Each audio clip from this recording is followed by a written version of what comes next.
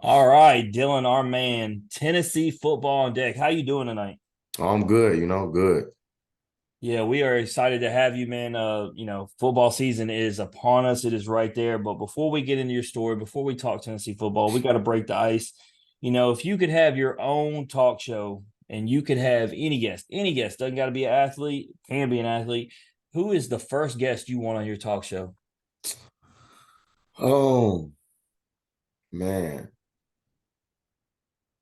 I think I gotta say Alvin Kamara, man. I feel like that's one of the people I look up to for real. I watched a couple of his interviews. I feel like he got a lot of knowledge and wisdom inside, but also like outside the game too, man. For real. So is that the reason for the number choice? Part of it was I had like a connection to that number when I was younger, but he obviously was my favorite player, so that'll mean a lot to play in that Have you in this have you number met at him? Tennessee. Have you met him? No, no, I haven't met him. Yeah, no, Alvin Kamara is somebody that would be on the top of my list. So, we talked before this. We both Saints fans, so I'm with you on that. I was reading through your bio, man. It said favorite movie is Juice. I've watched it so many times. I'm gonna put you on the spot right now. Give me all four members of the crew. Here you got Raheem, Bishop, you got Tupac Shakur, obviously. Well, I said that's Bishop right there. You got what did they call it? Fat Boy. What did Steel. they call Steel? They call it Steel. I need my main And then character. then What's you got up? Q. All Q. right. Q.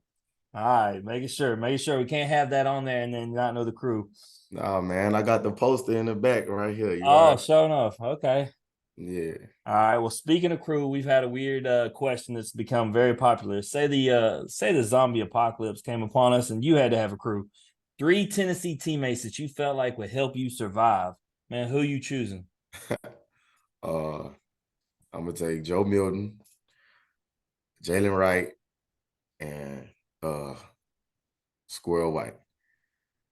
So we went the offensive players. No defensive guys to help you out. I mean, hey, I know they got I my felt like there back was some too. favoritism on that pick there, Dylan. They got my back too, but All right. This one's a fun one, man. Do you have a childhood celebrity crush growing up? And if so, who was it? I really didn't. I never really looked at celebrities like that growing up for real. Like they was just normal people to me. I heard that. All right. Well, I do know this. You got to have a favorite athlete growing up. Who was that?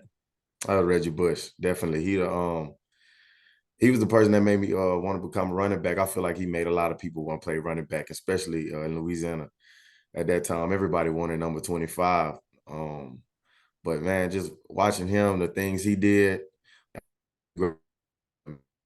he playing for the hometown, home state team, man. It was just, different having somebody that like electric watching growing up. Yeah, no, and he had his up and downs, but during that Super Bowl run, like he was huge against Arizona and Minnesota.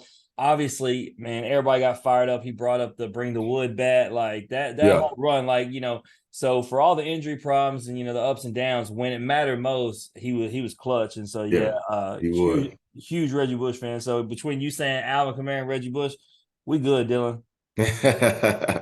Oh yeah, for sure, for sure.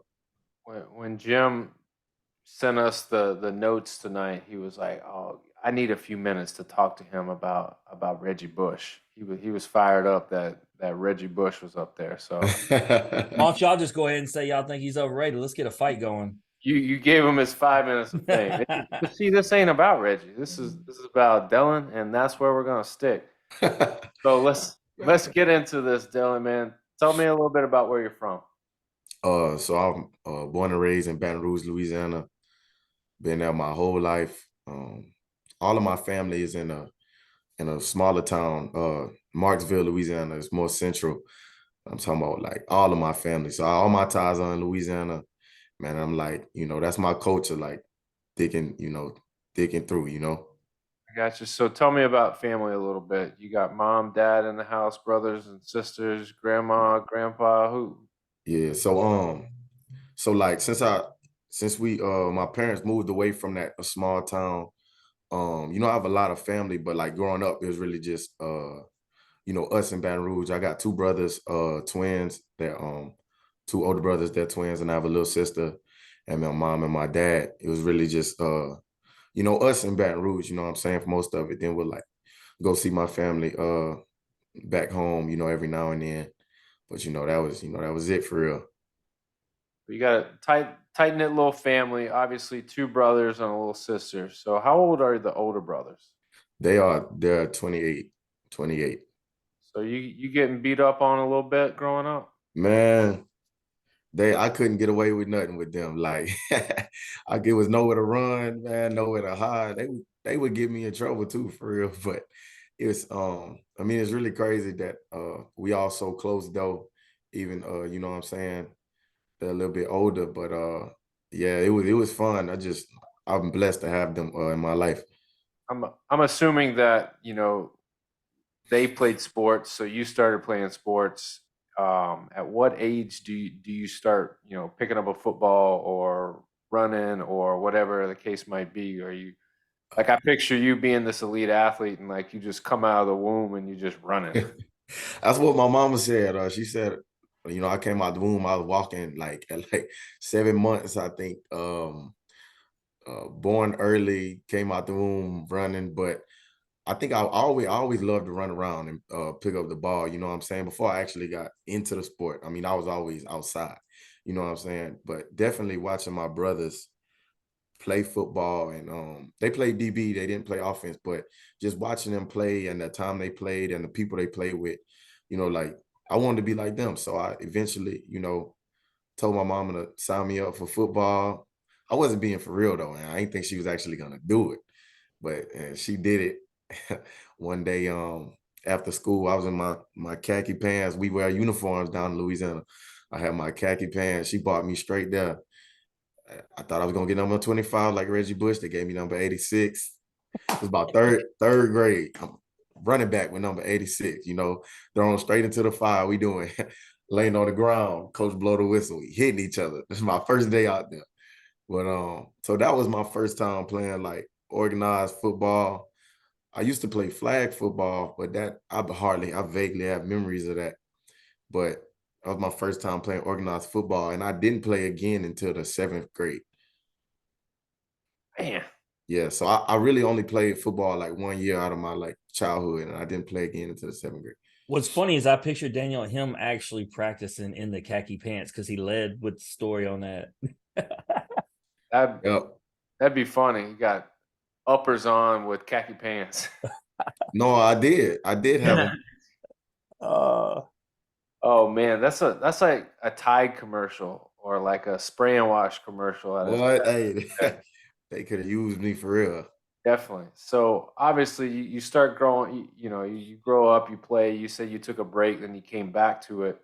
Um, Eventually, seventh grade, you're back playing football again. But, at what point, do you go, I need to take this seriously and I need to like commit to this? Or when you start back playing, do you go, oh, I'll just try it out and see what happens? Well, before I like kind of get into that, I was like, I would talk about it like at a point in my time because I was doing summer track. So I wasn't doing nothing. Like track was like really what really helped me, you know what I'm saying, stay in shape and stay conditioned and like really like excel me to like to where I needed to be. You know what I'm saying? I never touched the weight until I got to high school, but track was a big part of my life, and that was another thing my mama just signed me up for. I didn't even know that was a thing, but I'm glad she did it because like it really helped me, you know, improve my game and my athleticism and all today. But there's a point in time where I was just looking for like any reason to just quit. Like I would say it was around 2016. They had the Great Flood come through. Great Flood of 2016 happened, and like it was, school was out for like 3 weeks, and that was gonna be my 7th grade year. Once you start 7th grade at my school, you ain't allowed to play football, and I had just finished summer track in nationals in Texas, Houston. So I was tired. I was worn out. I did good. Place got a third medal in the 200, but I was just like, my mom asked me if I was gonna try out for the team, and I was just like, I don't know. Like I don't feel like it. Like I'm just, you know what I'm saying? And then the flood happened, it pushed on like school back. And then my grandfather, he was dealing with cancer, and then he ended up in the hospital. So we drove down there, like to where all my family is, about 2 hours away from Baton Rouge. We was there for about a week. You know, he was in the hospital for about a week. I went talk to him, went see him, you know, for a little bit. And then just one morning, my mom came in the room, told me that he passed away. And then like, you know, kind of, you know, I shed some tears. And then I was kind of using that as an excuse, like, I don't want to play, like I don't want to do nothing. You know what I mean? But then I think when I just got back home and, you know, it was time to go back to school, I just realized, like, you know what I'm saying? You know, there's a reason for all this stuff, you know, probably happened in my life, you know, because growing up, my problem was always like starting something new. But once I started it, I was fine. But like, you know, I just overcame that. You know, I jumped into it, tried out for the team, and, you know, it just ran off from there. But I would say, you know, ever since seventh grade, I've been on football, but I didn't realize, like, I always took it serious, like, because I always wanted to be the best at everything I could do. But I didn't really take it serious, like college wise, until like I got my first offer, because I didn't even know what an offer was. I was just playing this game that I, you know, I loved. It Was was that my in sophomore. was Yeah, that in high school? yeah, it was in high school. What So high school was it? Dutchtown High School. I was at Dutchtown High School. Yeah, but I got my first offer from Nichols State University, and I mean, my coach gave me the call. He let me talk to the coach on the phone. I didn't even know what it meant. Like, I was like, thank you. And then some of my upperclassmen teammates said, like, you need to post that on Twitter. And like, they kind of helped me out with that. And like, I downloaded Twitter, made a Twitter, posted that. And then about a week later, Tennessee offered me. Like a week later, my sophomore year, Tennessee offered me.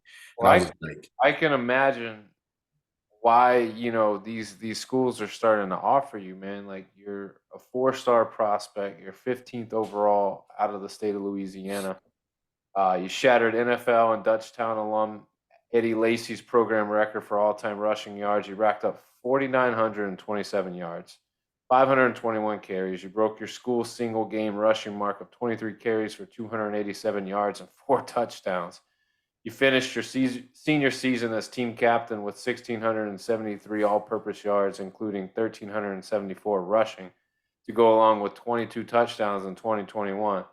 You were named a finalist for the 2021 Warwick Dunn Award. You were named the Advocates 2020 Most Outstanding Offensive Player for Class 5A, 4A. You were All Metro. You were selected to LSWA's Class 5A All State team. And then on top of that, you were a standout on a track. You were timed at a 10.48 seconds and the 100, 21.16 and the 204.3 in the 40. You were named 2022 All Metro Track Squad and posted a 4.0 GPA. And on top of that, to add insult to injury to us average folks, you were homecoming king. yep. That that is unbelievable. Just because a lot of times you get elite athletes like yourself on here, and they'll be really smart academically, and they will go, you know, I had to work really hard. Um, or you have the converse to that. You have athletes who are very gifted, worked really hard, but the academics weren't as strong. And or you had guys that had academics and the athleticism, but their social game wasn't on point. You were the literal total package when it comes to your athletic career, your academic career, and your social game all being on point.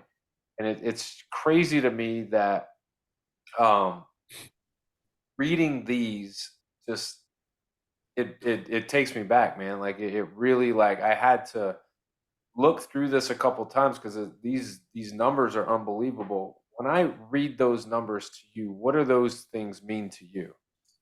Man, like when you started reading that, because I haven't, you know, I've been so in, you know, the moment of now, but it's like, it's really just, if anything, it really just make me want to keep going, like, because it reminds me of like where I started, you know, like why I got to where I got to. And like when you started reading those numbers, I started thinking about all the memories, all the teammates that I played with. And it's really just like the foundation of like the base where I started. It's like whenever like somebody brings up the past, like it kind of like continues to fuel me for the future. You know what I mean? Because that's my foundation. That's why I started getting noticed and really taking it seriously. Let's talk about those memories. What was your favorite game and your favorite season?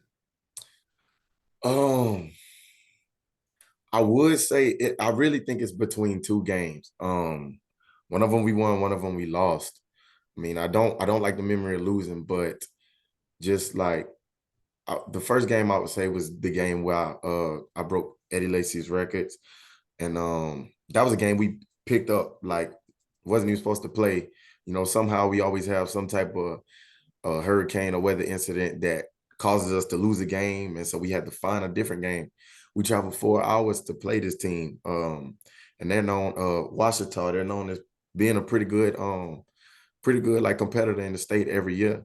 So like we go there like 4 hours on the bus, like playing a game we're not supposed to play. And we just out there trying to win. Like, all of us working. And, I didn't even know I broke the record. It was like such a good team game. They told me on the bus, and it was just like, I couldn't believe it. But I would say like my sophomore year, we played Ruston. It was the first round of the playoffs. And we was at home. And like it was kind of started off slow, but man, like we started rolling. uh Bottom of the like first half and second half just started rolling. I had 4 touchdowns in that playoff game. I had a real clutch one that got us back the lead. And I just remember somebody videoing it, so like an older person that I used to talk to, and just like I can still remember like the people screaming in the back when I broke a couple tackles and I ran it in. It was a real clutch moment. And just thinking back to like how young I was, on that varsity level, just trying to put on for the team and do my best. Like that was probably, one of the best memories I have, just playing like win or loss, like at Dutchtown. I mean, you got to think back and go, especially where you're at now. You go, man, I actually got on a bus, rode 4 hours, got off the bus, played a game, got back on the bus, rode another 4 hours to the crib. Yeah. It's crazy. I mean, Yeah. and then Daniel, did what all that while you were there. Yeah. Daniel, what I was thinking about, he was talking about that ball, or breaking the record. I started thinking about walking into his school. Dylan, is there a case that's got a whole bunch of your stuff in it right when you walk up in the school? I haven't been in a long time, but I know my football coach has a lot of stuff. A lot of stuff that he got over the years. And he has it. Like he showed me some of it, but they definitely have it somewhere. But man, it's just like blessed to receive all those. I Like mean, Daniel, 4,927 yards. That thing needs to be on display right when you walk into school. I think the coach is holding it, man. He's trying to hold up. So that way Dylan's in the league. He gonna start selling it on eBay, Facebook What? Marketplace. His jersey, everything. He got all of it. Man, crazy. The Dylan Sampson Field House, the Dylan Sampson practice facility. Oh, they're gonna be hitting you up for sure. Hey, if I could get, man, when I got the ability to give back, I will for sure. Yeah. So, Dylan, let's close out this part before we get into the Tennessee with Randy. All right, obviously you talked about Nicholls State, then you talked briefly about Tennessee entering the picture.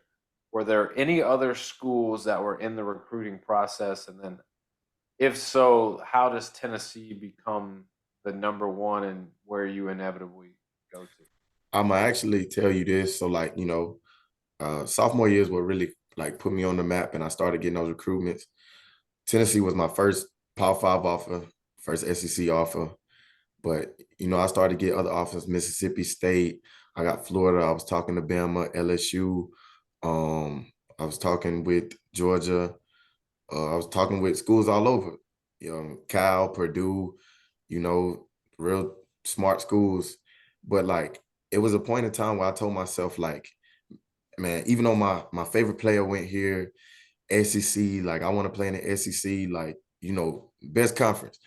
Like I told myself I just can't go to Tennessee. I'll never go to Tennessee because of what was going on like at the time. Like my recruiting was weird, communication was weird.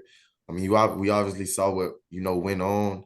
Coaching staff got out of the picture, and like, man, I mean, I would just look in the media, in the news, it was like a player getting in trouble with the law like every other day. And it's like, man, like I'm not leaving a place like Baton Rouge to go to somewhere that like not gonna help me develop as a man. Like no matter how bad I wanted to play in the SEC, like I just couldn't do that. So like I told myself I would never go to Tennessee. So like I was really stuck for a moment, like where I would go, because I mean I just really wasn't feeling it. You know what I'm saying? I was really liking Purdue, the coaches that I had, but I want to play in the SEC. Like I wasn't trying to limit myself. Then Coach Heupel started recruiting me at UCF, offered me over there. About a week later, he gets the job at Tennessee. Man, I'm Then glad you it's, didn't go then there. it's like, yeah, yeah, but then it's like, okay, I like, you know what I'm saying? He got to Tennessee. They got a new running back coach. So I had to, not the running back coach that he had at UCF. They brought Coach Jerry Mack in from Rice. And so I had to develop a relationship with him. But, we was talking about a week later, they ended up offering me, and I was just like, okay, like, you know what I'm saying? And what really got me was just like the family atmosphere. Like I would say out of my recruitment coach, Hypo, out of any head coach that I had an offer from, he talked to me the most. Like made it his business to call like his recruits and face to face and at least once a week. You know what I'm saying? You don't usually hear from the head coach. You hear from recruiting people, you may be a position coach, but not the head coach for real. But like he made it his business and made it feel like he wanted me to be there. And I took the visit, felt the energy, felt the love, that family atmosphere, and I just felt like it was the right place for me. It was the right place for you, Dylan. And we're gonna talk about why. But let's talk about that. So a long process. Obviously, you go from not thinking Tennessee was even going to be really an option, a viable option, to Yeah, now you're in Knoxville, you're on the hill. Talk about what those emotions are like. Are you more excited, nervous, or all the above? man, it's really like excitement. Like, I mean, it's just like, especially now that we, get finally getting close to ball again, it's just like, man, you've been waiting for so long, to get out the cage. It's the fan base, the energy. It's obviously it's nerves for sure, but like it's so much excitement and like competitiveness, like just ready to go. You know what I mean? No, absolutely. So let's talk about it a little bit. 397 yards rushing, 58 carries, 6 touchdowns during your freshman campaign. That's 6.84 yards per carry.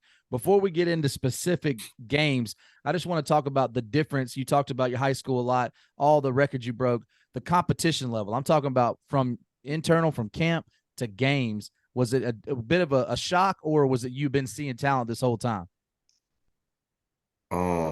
Like from high school. Yeah, from high school to college. Um, the difference is, and I feel like you could say this anywhere. Like I feel like no matter where you go to high school at, it will just never be the same as like playing on, this level. Like, cause I played good competition. I played against Mason Smith, my you know, DN at LSU my junior year. But like that's just one man. Like, Right. that's just one man on the field. He was a D lineman. Like he couldn't do that much. You know what I'm saying? Like he can't be his whole team. Right. So like the biggest difference is you come here is like everybody was the best player at their school. Everybody, you know what I'm saying, is athletic. Everybody's fast. Like the stuff that flies in high school will not fly. And so I knew that before coming into this situation. But like I would say the way I approached camp my freshman year, like I was eager to like prove that, like, you know what I'm saying, they could use me in somehow, some way. Like I'm gonna learn this offense and like I'm gonna make y'all trust me. You know what I'm saying? Like I'm gonna show y'all what I could do. But I feel like just practicing with, ID line, the athletes that we have, you know what I'm saying? The amount of stuff you do in camp, you just take that over to the game and it just transitions. Yeah, let's talk about that for a second. You're talking about the transition, but when you get to Tennessee, obviously one of the things Heupel is known for is that offense and just running and gunning. You're snapping the ball 8 to 10 seconds sometimes. So talk about your weight room, nutrition. You talk about learning the playbook. I can only imagine a smart guy like you picks it up, but it's got to be a lot, right? Learning an offense like that. Yeah. So, and what really was like I was thinking about the whole time was because I didn't enroll early. Like I had another back in my class enroll early, another couple offensive players enroll early. I had the option, but I didn't. I chose not to. And that's a decision I had to live with. Couldn't regret it. You know what I mean? We make our decisions and we got to live with it, like whatever comes with it. But so, you know, I didn't enroll early. So I knew like I had to be on time. And because when you get here in the summer, like it's go time. Like it's meetings, walkthroughs, lift, getting ready for camp. Everything is getting ready for camp, getting ready for season. This is not that long. So like I'm talking about when I got here, it's getting adjusted. It's 7 a.m. lifts, you know what I'm saying? Getting used to the lifts, teaching you everything in and out, shakes in between, meals in between, snacks in between, just to get, you know what I'm saying, maintain weight, gain weight. So on top of like keeping yourself physically ready for everything you got to do, mentally, I was in the building every day. Like we would have walkthroughs on Monday, Tuesday. I'm in the building on that Sunday, meeting with my coaches, going over to like, cause like I'll be damned if I be the person that's messing up on the walkthrough. I'm a freshman. I'm not finna go out there looking stupid. Like I'm gonna mess up now, and then when we go to the walkthroughs, I'm gonna be on the, I'm gonna be on the right timing. So like I think it's just a combination of I feel like I pick up things pretty easily, but the like attention to detail that I brought to it helped me pick up this offense fast, you know what I'm saying? And then the main part is once you know it, you got to go do it. Right. It's different because now you know it, but now you got to be on that field, looking at the signal, playing, get your cleats in the ground, playing fast. Like that's the major thing. But once you get in that flow and once you get it, you know what I'm saying? You got it. No doubt. You hear a lot of people, a lot of haters say gimmick offense until Yeah. they play it. Yeah. And then they're like looking around. I mean, we're going to talk about the games in a minute, but let's talk about one game in particular that Jim was actually in person to see. You're from Baton Rouge, from Louisiana. You guys go down to LSU. First question I got is how many family members were in the stadium that day to watch you? Man, I had a lot. Yeah, I don't even think I could count my mom. I don't know how we got all them tickets. Now I know why the stadium was 50-50, Randy. Yeah, no doubt. I don't know how we got all them tickets to give to my people, but my grandma came, a couple of my cousins, uncles, brothers for sure, family, immediate family for sure. And then it was just like it was crazy how everything unfolded my first year at Tennessee, just like the season we had.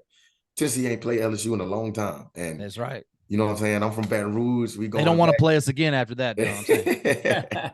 Look, I'm just telling you that I've been to so many games. I ain't never said, look, all these people try to say that there wasn't that many Tennessee fans. I said, yes, there was. I was like, I sent Randy pictures. I was like, I've never seen another fan base come up into Death Valley like that. It felt like a home game. Like I'm not gonna lie. Like, well, especially because you ran the fans out of there by halftime. So it was it felt like a home game for real. It was, but like it was just a blessing just going back home. Cause I had people, DMing me, friends trying to like trash talk. I didn't answer, you know what I'm saying, until after the game. So that was like one of the best feelings, Let me ask you a question. If I remember right, that you had been out with injury. You came back for the LSU game, right? Mm-hmm. You didn't rush it back or nothing, did you, Dylan? Just to get back to playing that game. Man, no, I definitely wasn't 100%, but like you never gonna be 100% playing this game. You know what I'm saying? And I'm not finna like I was, good enough to, you know what I'm saying, go out there and like, you know what I'm saying? Once you start camp, you're never gonna be 100%. So like I'm not missing that opportunity. You know what, Randy? I just realized because he's a Saints fan, Dylan needs to have a pep talk with Michael Thomas about you're never gonna be 100%. You need to play. You mean Slant Boy? Hey man, Slant Boy, crazy. But look, so obviously, that's a couple of big wins off the rip, right? You beat Florida into drought. You smoke LSU in Baton Rouge. Now you're starting to feel yourself a little bit, right? It's all coming to fruition. Now you got Alabama coming into Neyland Stadium, and I've been a Tennessee fan for 35 years. I ain't too young, but I don't know that I've ever seen an atmosphere like the Alabama-Tennessee game was this year. Obviously, then Hendon Hooker was amazing. I could name off a 1,000 different plays that game that just really stand out. But for you being on that team, going through the tunnel, what was that atmosphere like? Man, it was just like, because I remember the first SEC game we had, Florida, and I was like, this is crazy. And then when we came out for Bama, it was like, man, like I could just Wow. feel it. Like, you know what I'm saying? Like we finna go out here and like it's gonna be a game. Like, you know what I mean? It's gonna be a game. And it was just like running through the tee. Man, it's like no other place to be. Like at that moment, it was no other place to be. Like, Man, man, no doubt. And look, and like I said, so many different plays, but what really stood out to me the whole game was that you guys never looked rattled no matter what happened, especially obviously with Hendon at the helm. The guy, is he as cool in the huddle as he seems? Because I mean, the dude is yeah. just like, I'm gonna go do what I do. Yeah, he is. I mean, he's a natural born leader. That was one of his, best qualities. Try to keep his composure, smart football player, you know what I'm saying? Attention to details. And so like he was just a good leader, a good leader of this offense. Um, team player, tough, you know what I'm saying? Battling through injuries, like he's, tough player. And so like just having somebody like that on the team to help keep composure down, even when you're getting up on a team like Alabama, you need that on the team. Let's talk about it for a second, though. I know this ain't you, but Jalen Hyatt absolutely he cooked him. Like he owes him child support, dog. Yeah. When you're on the team with a guy that's feeling it like he was, because it didn't matter what route he really ran, they could not stop him. They were Yeah. going over the top high. They were trying to cut off the underneath. He did what he wanted to do. So I mean, what was it like on the sidelines with that dude? Man, it was just like, it really was just unbelievable. Like, you know what I'm saying? I don't even think he was just so focused, laser focused in the moment. And it was just like, I don't think he realized like the effect of what he did until after the game. He was just going out there playing. And I knew he realized, like, you know what I'm saying? Hyde always had the confidence in himself. And I don't think people realize that, like, he was always a good player. Like, I think just, you know what I'm saying? He took you know, a little bit, maturity, but like, this was his, you know what I'm saying? Said was down, like, Yeah. it was, you know what I'm saying? So to the world, it was just like he came out of nowhere, but this was like a constant grind. Like, No, not us. Not Randy, Tennessee people. Randy, this is my question for him. I look at the fact that Dylan ran a 4.3, and you look at high speed. Man, did you ever get a chance to just practice line up and race him? we never raced. Like it's a couple people on the team. We always love to throw shots, but nobody ever wants to race. For real. Nobody. They didn't really want that smoke. Man, it's a lot. We got a lot of speed on this team. So, Well, man, Hyatt ain't no fluke because he already showed it in 2 preseason games oh in the yeah, NFL. nah, Like that safety was 20 yards behind him. That's oh some he more be of that rolling. gimmick offense they talking about. He be rolling for sure. One last question, Dylan, about the Alabama game. Whenever it finally goes through, I ain't think it was going to go through. I ain't gonna lie to you. It looked like it was knuckling, but Chase gets it in. They start rushing the field. Once they all get on there, I mean, it made for one of the most iconic photos you've ever seen. Yeah. But what was it like actually being on the field while that was happening? Was it just chaos? Do you remember it? Man, I remember because, like, in my mind, I'm a boy from Baton Rouge, and like, you know what I'm saying? At that time, you just realize we just winning the game. You're not thinking about the history behind this game and people finna rush this field. So we run on the field, celebrate with Chase. But then it's like, as soon as it's like 15 seconds later, it's like random people, frat boys in my face, collared shirts, like telling me like, we love you, we freaking love you. Like, I'm like, oh my, like, you know what I'm saying? Like this, before I know it, like, I don't know where I'm at. I can't find the sideline. I can't find the locker room. I'm getting through everybody just saying, we love you. We same. Can I have your gloves? Like, let me get your helmet. Like, Bro, they were taking grass off the field and man, putting it in their crazy. pocket, man. He said they asked for his helmet. Crazy. I'm telling you. They took the goalpost straight out the stadium, threw it in the river. Man, It's still down there. crazy. But look, man, let's talk about you specifically. Obviously, your first 100-yard rushing game at Tennessee is at Vanderbilt, which is really a home game for Tennessee. 12 carries, 131 yards, including that 80-yard scoring burst where you showed off that speed in the fourth quarter. You were freshman of the week that week. And I'm going to ask you how that breakout performance feel. But first thing I want to talk about is the field conditions. I mean, because it was raining and nasty like all game long. So does that worry you as a running back with speed? No, not really. It's just really, it really like just alerts you more that we like finna run the ball, because like it's hard to throw it. So it's like you just got to get in that zone. Like, I mean, it's you can't use, I mean, it's you just got to get used to it. Can't use excuses. Like, if you're gonna be that guy, like, man, the conditions are the conditions. You got to go out, get warmed up, get used to it. That's what, warm-ups are for. But it was cold, it was rainy, but Yeah. like, man, we just went out there and we played ball, just having fun.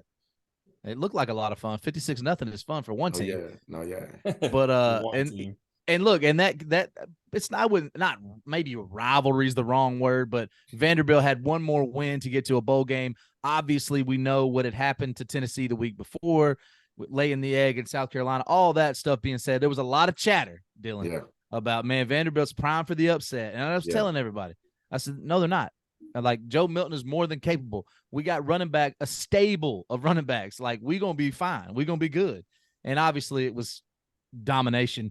Yeah. But just for you to have that breakout game, what did that specifically mean to you? Was it more like, look, I'm here. This is my stage?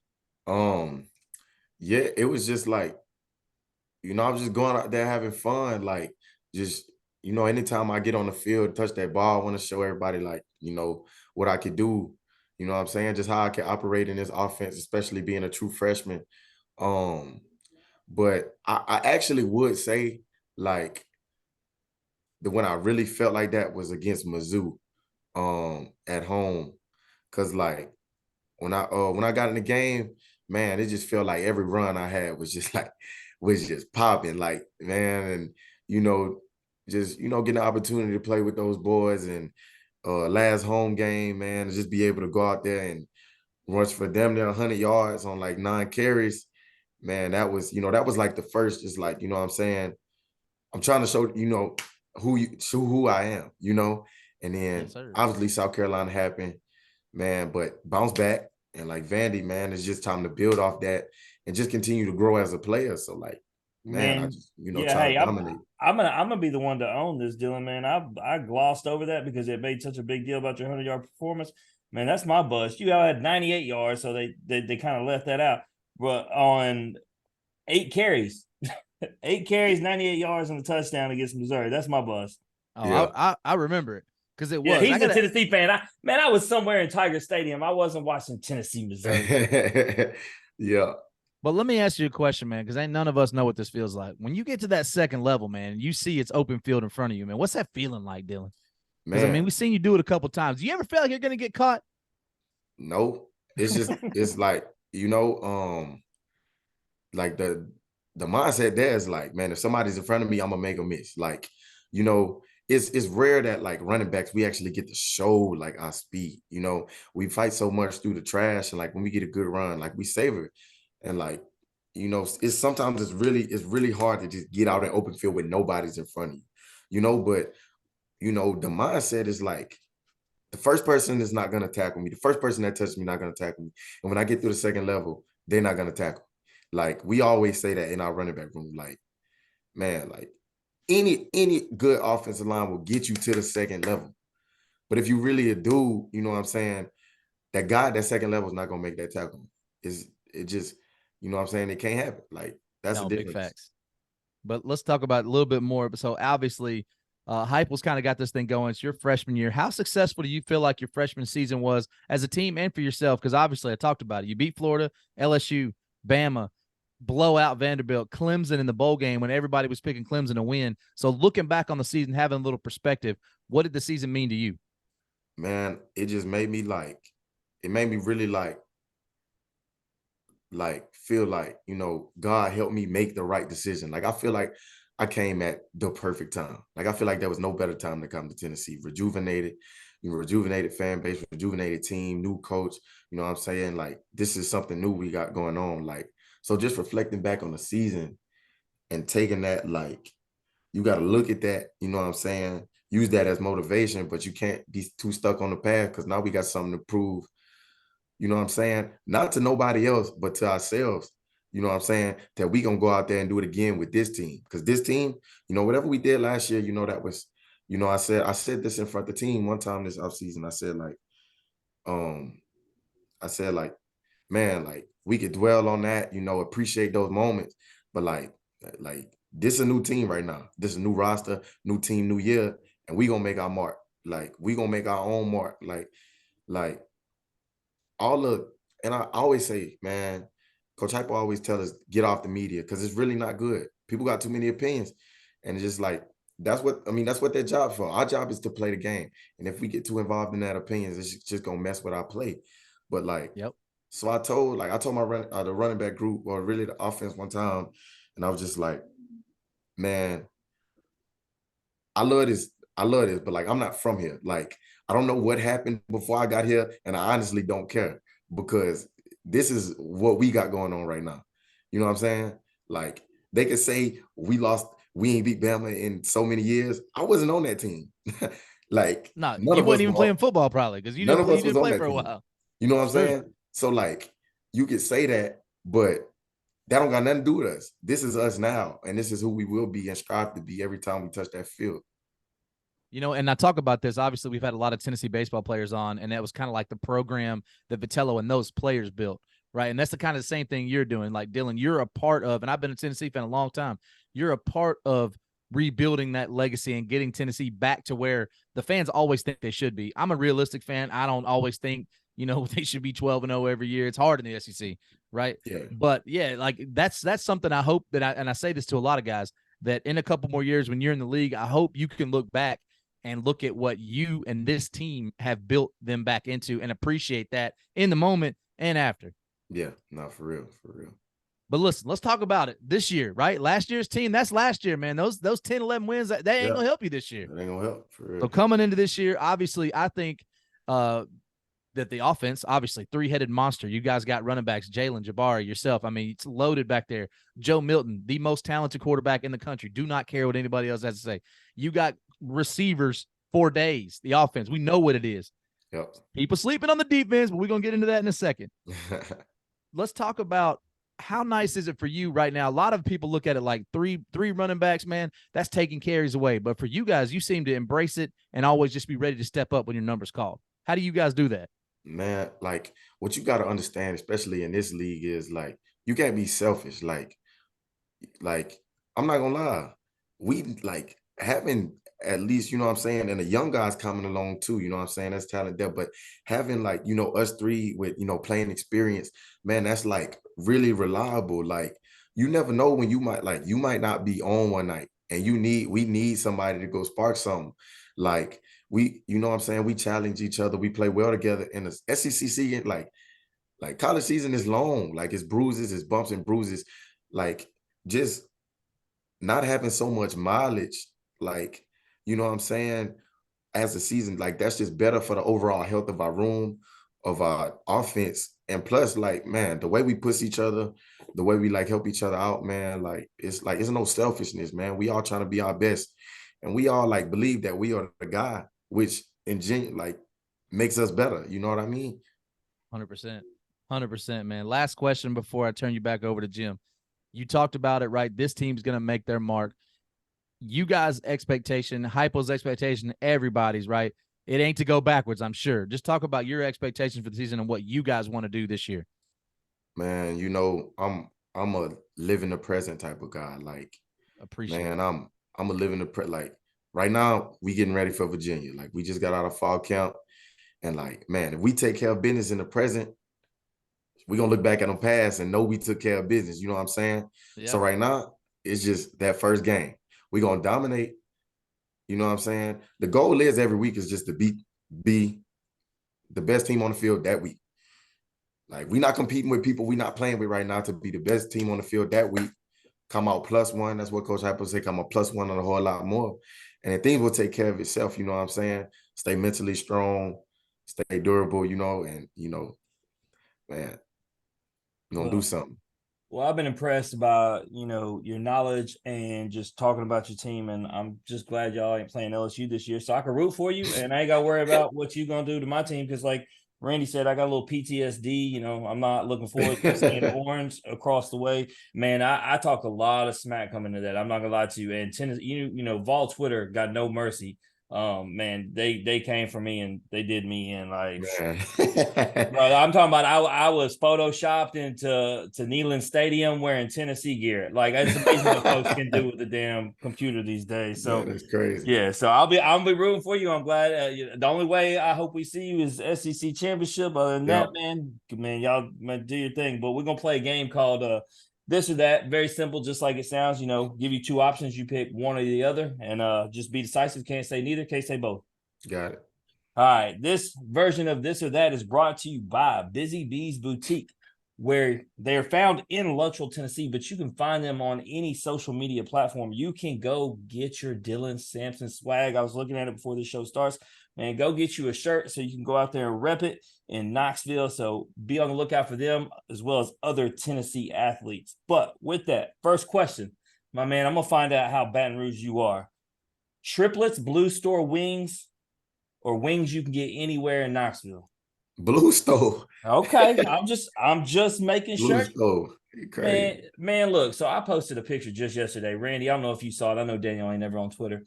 They was talking about how run down the store looked, and so they don't know they would trust that place. I said, the more run down it looks, the more I actually trust the food. Hey, I told people what I miss. I told people I miss just going to the gas station and get a plate of food. I can't do that over here, man. Hey, if you ever come to Memphis, you can do it here. Yeah, Oh yeah, everywhere, I bet. everywhere. I So, bet. but yeah, no, man, we don't hit a tailgate without hitting up the Blue Store on the way. I plan on doing it first week, and so I'm glad you know. I'm gonna make sure that all the folks that arguing with me about wings, including Diamond Balls, Randy, I'm gonna make sure your boy hears this. All right, but with that, let's go to something else I've been arguing about, man. All right, which one do you like better, dark mode black uniforms or the smoky grays? Man. I think, I think I gotta say the black. I think I gotta say the black, but we got a new version. I think we got a new version coming out this year, so that might change, but that all black just different. Hey, real quick, speaking of the black mode, when y'all had the Kentucky game and they came out and had the light show and they played that spooky Rocky Top, man, that was how hard was that live? Man, that was tough. That was just like real Halloween, man. Just ready to go spooky. turn up. I knew right then. I'm like, this might be a blowout. They ain't coming back from that. I mean, no, for sure. I've been pissing off my own fan base because a lot of them are traditionalists. They just believe in the basic uniforms, not the alternates. And I was like, man, give me Tennessee's black and gray uniforms over anything we got. And they was, man, Randy said they was getting bent. But And man, y'all got the best two alternate uniforms. Y'all came in there in those grays. Not only did y'all beat LSU down, y'all looked so good doing it. That's what made it worse. That was the first time we ever wore grays on the road too. Yeah. Oh man, y'all can, like I said, y'all cannot come back and y'all cannot wear those. All right, man. This should be an easy question. If you mess this one, I'm gonna be disappointed. You a PlayStation or Xbox guy? PlayStation. All right, better be. All right, what's your favorite game? I don't even play it that much, but I like UFC. Okay. Did you watch that fight the other night? No, I was asleep. I'm not gonna lie. Man, it didn't last long for all the hype, man. That's I heard. Sure. Man, what do you think, Ray? What do you figure? A guy named O'Malley wins in Boston. It just made sense, didn't it? It just made sense. Caught him with the hook, man. Can't get caught sleeping. Oh, did. All right. If you were left on an island and you had one of two options, you're stranded on this island. You can either be all by yourself, chilling, or your worst enemy. What you taking?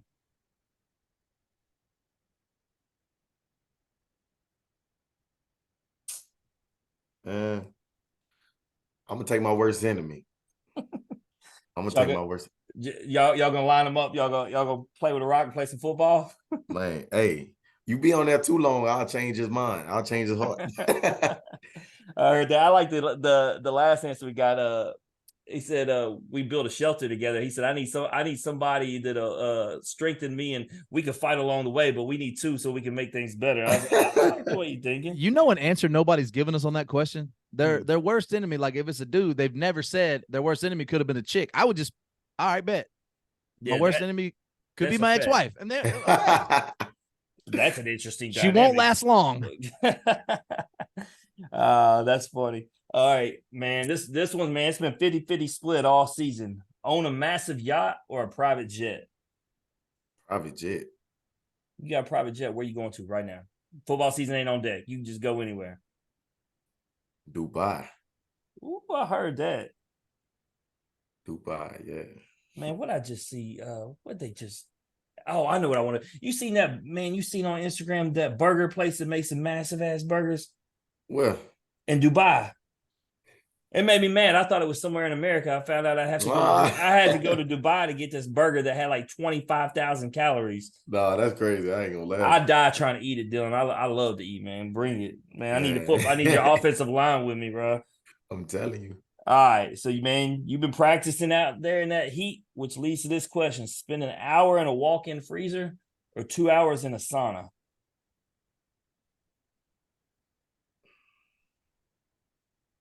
Oh shit.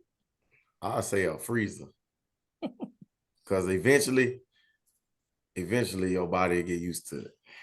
I mean, you've been practicing in a sauna. You should be used to that. I don't Plus, know. you from Baton Rouge. It gets next level hot down there. Man.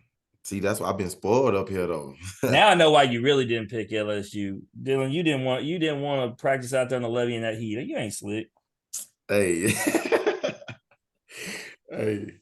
All right, last one. We're gonna test your character. This is the money question. You answer it wrong, Randy's gonna be all over you. All right. Would you rather win the lottery or win the national championship? National championship. The lottery is scam. They take all your money anyway. Randy, Dylan. I'll reform this question since the last time you've been on. I know you like it, but you're a money guy. Well, how you feeling? Dylan, my boy. Get that natty for me, baby. I want to put up a trophy back here, too. Oh, so you finally off money. After Take 8 that, seasons of telling every athlete that's came it's on here, different. take the money. It's different when it's Tennessee football. That's I ain't different. gonna lie. If I get that natty, that money gonna follow. This man has Hey, sat here. This man ain't has no sat lie. here, Dylan, and said he would cut me and Daniel as friends and take money over Oh, anybody. for sure. But now he's taking a Tennessee championship. Okay. For Dylan, not my. I didn't say No, for myself. no, Randy, because you saying a Tennessee championship is worth more than me and Daniel. That's what I'm hearing right now. Oh, for sure. Oh, damn. And Daniel, I don't know how I'm feeling going forward, bro. First of all, DB's never going to see one. You've seen 2 in the last 12, 13 years. We fixing to see one this year. Nah. Negative. See you in Atlanta, boys. I hope so. We going? Let's Make go. it lock it up right now. Don't lie to Let's me. go. Let's Okay. go. That's big talk. Big talk. I wouldn't expect anything different though. I mean, I figured as much, but Dylan, man, it was a pleasure having you on. We'll let you bounce, but before you go, anything you want to plug or promote? No, I'm good. Appreciate y'all for having me. Yeah, not a problem.